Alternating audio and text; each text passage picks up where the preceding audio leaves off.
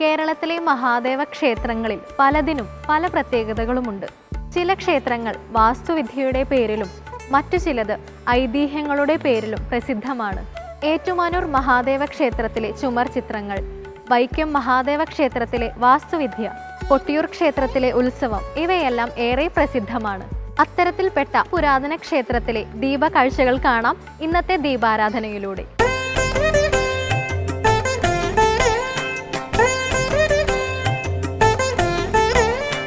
ഇത് തിരുവഞ്ചിക്കുളം ശ്രീ മഹാദേവ ക്ഷേത്രം. പൗരാണികതയും ആത്മീയ വിശുദ്ധിയും കൊണ്ട് പ്രസിദ്ധി നേടിയ ക്ഷേത്രം. 2 ദേശ സംസ്കാരങ്ങളെ ഇണക്കിച്ചേർക്കുന്ന മഹാക്ഷേത്രം. ദക്ഷിണേന്ത്യയിലെ ഏറ്റവും പഴക്കം ചെന്ന ശിവക്ഷേത്രങ്ങളിൽ ഒന്നാണിത്. ശ്രീ പരമേശ്വരൻ സദാശിവഭാവത്തിൽ കിഴക്ക് ദർശനമായി ഭക്തർക്ക് അനുഗ്രഹം ചൊരിയുന്ന തിരുവഞ്ചിക്കുളം മഹാദേവ ക്ഷേത്രം ഭക്തർക്ക് എന്നും അഭയകേന്ദ്രമാണ്. നമോ ഭൂതനാഥം നമോ ദേവദേവം. സ്വയംഭൂവാണ് ഇവിടെ ഭഗവാൻ. അതേസമയം ശ്രീ പരമേശ്വരൻ ഇവിടെ ഒറ്റയ്ക്കല്ല. ഭഗവാനോടൊപ്പം പാർവതി ദേവിയുമുണ്ട്. ഉമാമഹേശ്വര സാന്നിധ്യമുള്ള ഈ പുണ്യസങ്കേതം ചേര രാജാക്കന്മാരുടെ കുടുംബക്ഷേത്രം എന്ന പേരിലും ഖ്യാതിയുണ്ട്.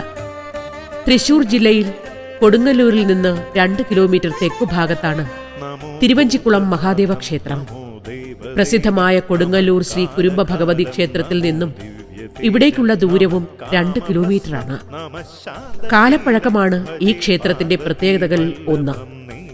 2000 വർഷത്തെ ചരിത്ര പെരുമയുണ്ട് തിരുവഞ്ചിക്കുളം മഹാദേവ ക്ഷേത്രത്തിന്. ശൈവമത വിശ്വാസികളുടെ 274 തിരുപ്പതികളിൽ കേരളത്തിലെ ഏക തിരുപ്പതിയാണ് ഈ ക്ഷേത്രം. സദാ തീർത്ഥസിദ്ധം സദാ ഭക്തരക്ഷം സദാ ശൈവ പൂജ്യം സദാ ശുദ്ധഭസ്മം. തിരുവഞ്ചിക്കുളം മഹാദേവ ക്ഷേത്രോൽപത്തിയെക്കുറിച്ച് നിരവധി ഐതിഹ്യങ്ങളുണ്ട്. തലമുറകൾ കൈമാറി വന്ന ഐതിഹ്യങ്ങളിൽ ഒന്ന് ഇപ്രകാരമാണ്. അമ്മയെ നിഗ്രഹിച്ച പാപത്തിൽ നിന്ന് മോചനത്തിനായി പരശുരാമൻ സർവപാപ നിഗ്രഹകനായ ശ്രീ പരമേശ്വരനെ ധ്യാനിച്ച് കഠിന തപസ് ആരംഭിച്ചു. ത്രേതായുഗത്തിൽ അദ്രി മഹർഷിയുടെ നിർദ്ദേശപ്രകാരമായിരുന്നു പരശുരാമന്റെ തപസ്.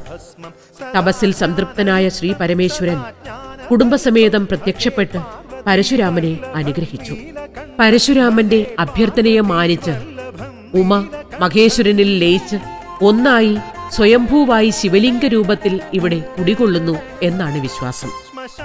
യുഗങ്ങൾക്ക് ശേഷം കടൽക്ഷോഭത്തിലോ പ്രളയത്തിലോ സ്വയംഭൂ ശിവലിംഗം വെള്ളത്തിലാണ്ടുപോയി. വർഷങ്ങൾക്ക് ശേഷം വെള്ളം ഒഴുകിപ്പോയപ്പോൾ ഈ പ്രദേശമാകെ ചതുപ്പ് നിലങ്ങളായി. പിന്നീട് ഇവിടം പുഞ്ചപ്പാടങ്ങളായി മാറി. ഒന്നാം ചേര സാമ്രാജ്യം കൈവശപ്പെടുത്തി തിരുവഞ്ചിക്കുളം ആസ്ഥാനമാക്കി ഭരണം നടത്തി വന്നിരുന്നത് ശിവഭക്തനായ പാണ്ഡ്യരാജാവായിരുന്നു.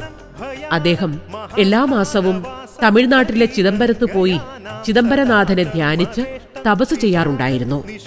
രാജ്യഭരണവും ചിദംബരത്തേക്കുള്ള യാത്രയും ബുദ്ധിമുട്ടായപ്പോൾ രാജാവ് തന്റെ സങ്കടം ചിദംബരനാഥനോട് പറഞ്ഞു പ്രാർത്ഥിച്ചു.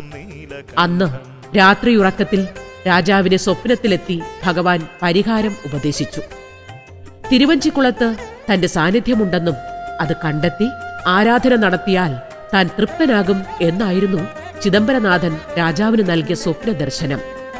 തുടർന്ന് നടന്ന തിരച്ചിലിൽ ചെളിയിൽ ആണ്ടുകിടന്ന ശിവലിംഗം കണ്ടെത്തുകയും വിഗ്രഹത്തെ ഭക്തിപൂർവം രാജാവ് ആരാധിച്ചു വരികയും ചെയ്തു. വർഷങ്ങൾക്ക് ശേഷം പാണ്ഡ്യരാജാവിൽ നിന്ന് രാജാധികാരം ചേരന്മാർ തിരികെ പിടിച്ചു.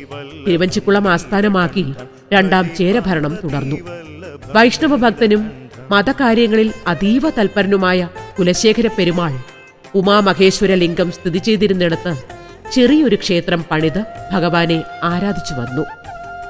ഈ ക്ഷേത്രമാണ് ഇന്ന് കാണുന്ന തിരുവഞ്ചിക്കുളം മഹാദേവ ക്ഷേത്രമായി മാറി എന്നാണ് നൂറ്റാണ്ടുകളായി ഭക്തർ വിശ്വസിച്ചു വരുന്നത്. സംഘകാവ്യങ്ങളിൽ രാജധാനി, കാവിലങ്ക, കോട്ടബല, മാന്തൈ തുടങ്ങി നിരവധി പേരുകളിൽ അറിയപ്പെട്ടിരുന്നു ഇവിടം.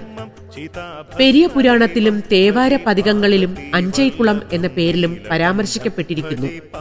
കുലശേഖര പെരുമാളിന് ശേഷം ക്ഷേത്രഭരണം പെരുമ്പടപ്പ് രാജവംശത്തിന്റേതായി. പിന്നീട് സാമൂതിരിമാരുടെ നിയന്ത്രണത്തിലുമായി.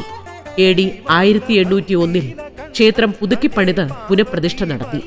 പ്രതിഷ്ഠയ്ക്ക് വിഗ്രഹം കൊണ്ടുവന്നത് ചിദംബരനാഥ ക്ഷേത്രത്തിൽ നിന്നായിരുന്നു. ഇപ്പോൾ തിരുവഞ്ചിക്കുളം ക്ഷേത്രം കൊച്ചിൻ ദേവസ്വം ബോർഡിന്റെ നിയന്ത്രണത്തിലാണ്. ശിരശുദ്ധ ഗംഗാ ശിവാവാമഭാഗം ബഹുതീർത്ഥകേശം സദാ മാം ത്രിനേത്രം. ചതുരാകൃതിയിലുള്ള ക്ഷേത്രം കരിങ്കല്ലും ഇഷ്ടികയും തടിയും കൊണ്ട് തീർത്തതാണ്. കേരളത്തിലെ ക്ഷേത്രങ്ങളിൽ ഏറ്റവും കൂടുതൽ ഉപദേവതകളുള്ള ക്ഷേത്രം എന്ന പെരുമയും തിരുവഞ്ചിക്കുളം മഹാദേവ ക്ഷേത്രത്തിനുണ്ട്. 35ഓളം ഉപദേവതകളും അവർക്ക് നിത്യപൂജയുമുണ്ടിവിടെ. പുരാതന കേരളത്തിന്റെ വാസ്തുവിദ്യാ പാടവം ദർശനത്തിനെത്തുന്ന ഭക്തരെ ആകർഷിക്കുന്നു.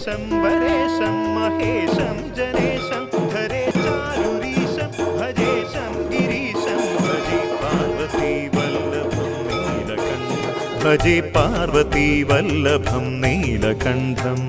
അത്താഴ പൂജയ്ക്ക് ശേഷം ശിവനെയും പാർവതിയെയും വെള്ളിപ്പല്ലക്കിൽ എഴുന്നള്ളിച്ച് പള്ളിയറയിൽ ഉറങ്ങാൻ കിടത്തുന്ന ചടങ്ങ് ഈ ക്ഷേത്രത്തിന്റെ സവിശേഷതയാണ്. കൊടുങ്ങല്ലൂർ ഭരണിക്ക് വരുന്ന ഭക്തരും തിരുവഞ്ചിക്കുളം ക്ഷേത്രത്തിൽ തൊഴുതുമടങ്ങുന്നു.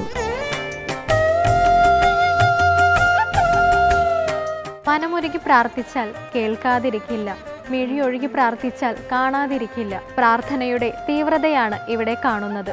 തീവ്രമായ ഭക്തിയുടെ മറ്റൊരധ്യായം നമുക്ക് നാളെ കാണാം. ഏവർക്കും വന്ദനം.